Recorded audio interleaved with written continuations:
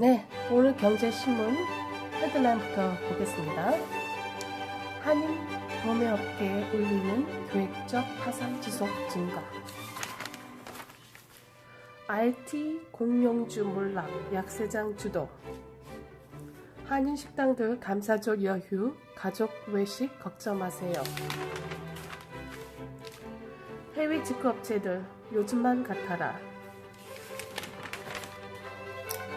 쓰레기 잡는 AI 카톡 읽어주는 AI.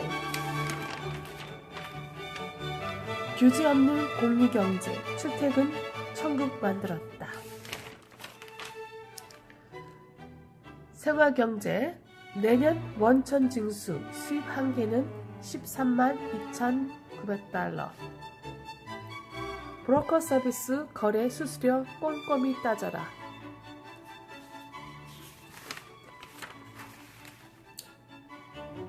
닛산 부활 상징, 권 회장 몰락, 일본 프랑스 갈등.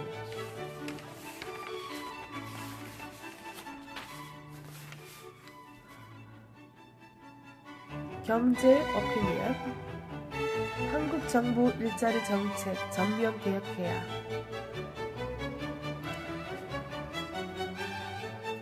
한인 도매업계 올리는 계획적 파산 지속 증가. 의류, 원단 등 대량 구매 대금 지급은 계속 미루다 결국 챕터 7으로 이어져 수십만 달러 피해 수두룩 부추기는 브로커도 많아. 주택거래 부진의 인텐시브 재건 폭력, 시설 무료 업그레이드, 현금 보조 등 각종 방금, 모기지 금리 연상 여파로 주택 판매가 부진해지자 주택 판매업자들이 다양한 인텐시브를 제공하여 바이어 확보에 나서고 있다. 증시 이틀 연속 급락속, 트럼프 또 금리 인상 비판. 뉴욕 증시가 이틀 연속 급락한 가운데 도널드 트럼프 대통령이 20일 연방준비제도이사회 FRB에 대해 저금리 유지를 압박하는 발언을 또다시 꺼냈다. 블룸버그 통신에 따르면 트럼프 대통령은 이날 기자들에게 나는 저금리 FRB를 보기를 원한다면서 우리는 다른 누구보다 훨씬 더 많은 FRB 문제를 가지고 있다고 말했다. 이는 FRB가 점진적 기준금리 인상을 지속하고 있는 가운데 사실상 속도 조절 필요성을 언급한 것으로 풀이된다. 트럼프 대통령이 경제를 최대 치적 가운데 하나로 꼽고 있는 가운데 뉴욕 증시가 이틀 연속 하락하여 올해 상승분을 모두 반납하자 다시 FRB에 대한 비판에 나선 것으로 보인다. 지난달 13일 월스트리트 저널과의 인터뷰에서 트럼프 대통령은 우리가 뭔가 위대한 일을 할 때마다 그는 금리를 올린다며 그는 거의 금리 올리는 걸 행복해하는 것처럼 보인다면서 제롬 파월 FRB 의장을 비판했다. 그러면서 최대 경제 리스크가 무엇인지에 대한 질문에 내게는 FRB가 최대 리스크다. 금리가 너무 빠르게 인상되고 있다고 생각하기 때문이라고 말했다.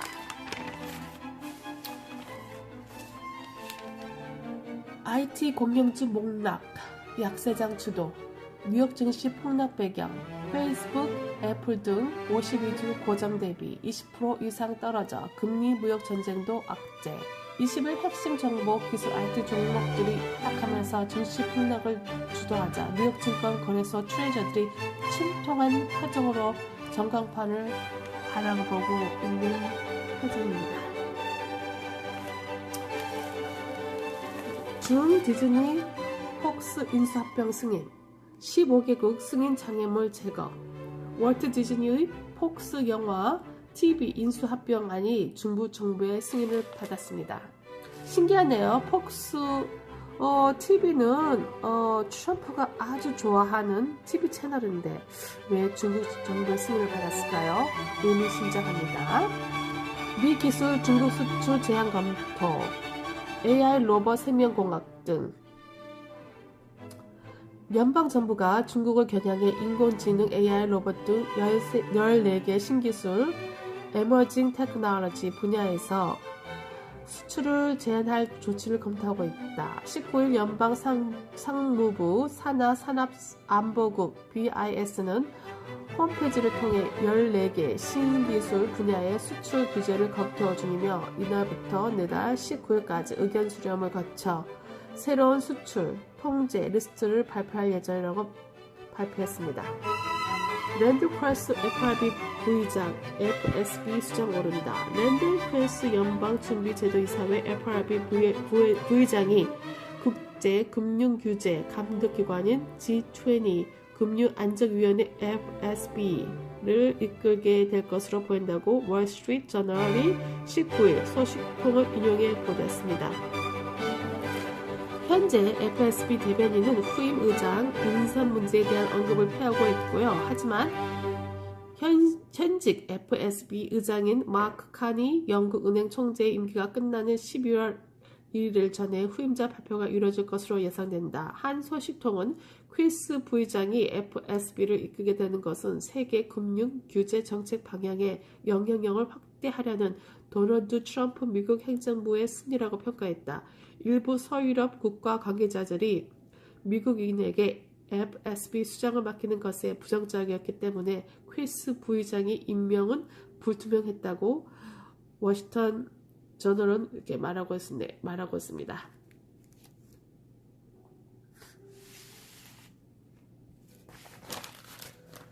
한인식당들 감사절 연휴, 가족 외식 걱정 마세요. 조선갈비, 음부그릴 등 특선 메뉴 별실 준비, 땡스기빙 손님 잡기 분주.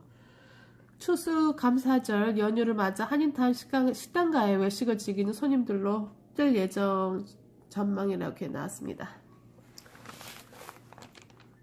UCLA 인근의 16층 아파트 신축, 학생 공동 렌트 견약 64유닛, 학생을 위한 주거 유닛이 많이 부족한 UCLA 인근의 16층 아파트 건물 신축 계획을 발표했습니다. 은행가 4분기 3세트 현금 배당 퍼시픽 시리뱅크, 또 고금리 시리 상품 출시 우리 아메리카 은행. 롱아일랜드 부동산 거래에 불 붙었다. 아마존 제2 본사 발표 영향. 뉴욕 퀸스 롱아일랜드 시티의 한 부동산 중개업소는 지난주 나흘 만에 150건의 부동산을 거래했다. 평소의 15배. 이 중에는 아마존 직원 2명이 내부 정원과 수영장에 딸린 11층짜리 고급 콘도 아파트 갤러리의 2가구를 계약한 것으로 포함된다고 이 업체는 전했습니다.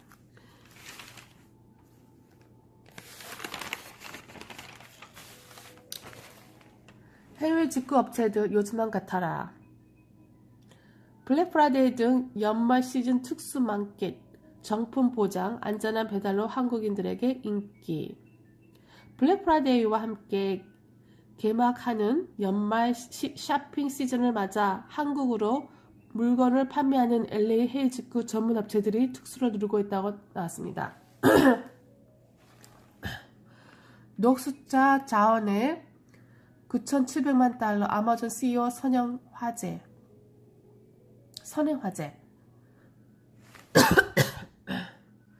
노숙자 지원에 9,700만 달러 아마존 CEO 선행화제.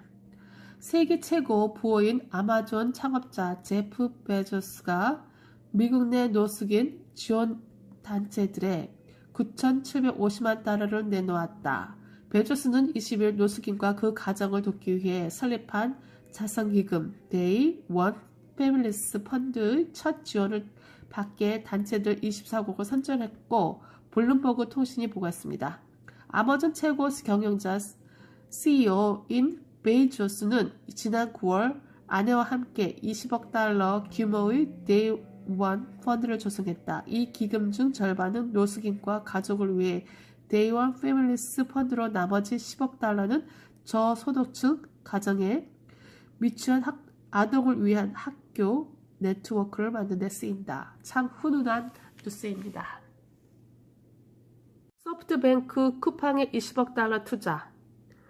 2015년 이어 두 번째 소프트웨어 개발 전자상거래 기업 쿠팡이 손정의 회장이 이끄는 일본 소프트뱅크로부터 20억 달러에 달하는 대규모 투자를 다시 한번 유치하게 됐다.